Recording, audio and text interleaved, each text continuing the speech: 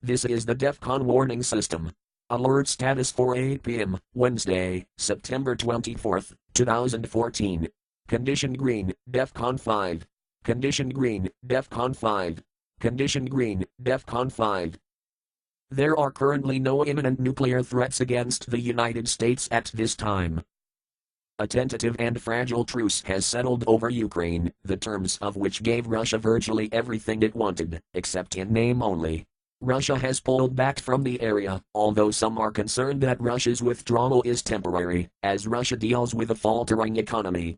Nevertheless, Russia continues aggressive posturing, continuing incursions into air defense zones of other countries including nervous Baltic states. Additionally, Russia is sending forces to reopen Soviet-era military base in the Arctic.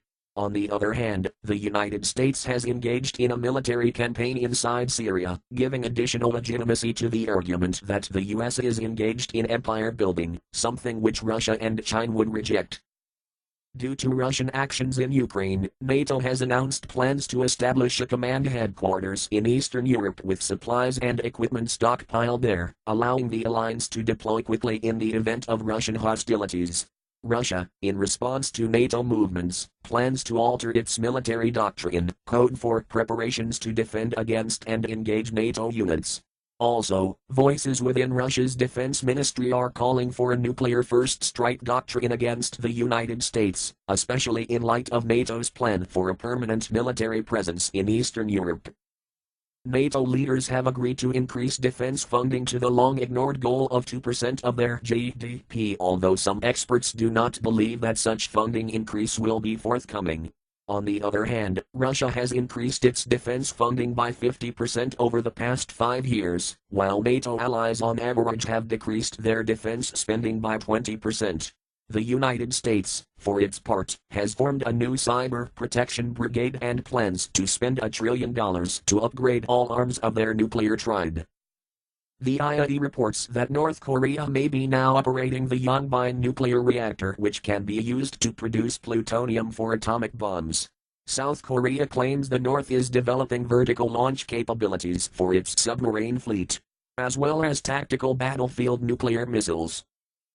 As expected, Iran continues to withhold information about its nuclear weapons program from UN inspectors, despite promises and lifting of sanctions to encourage cooperation. Iran also admitted, through Iranian President Hassan Rouhani himself, that Iran bypasses sanctions, and that Iranian Atomic Energy Organization head, Ali Akbar Salehi, acknowledged that Iran has indeed purchased nuclear or nuclear-related components from other countries. The Defcon warning system is a private enterprise which monitors world events and assesses nuclear threats against the United States by national entities. It is not affiliated with any government agency and does not represent the alert status of any military branch. The public should make their own evaluations and not rely on the Defcon warning system for any strategic planning.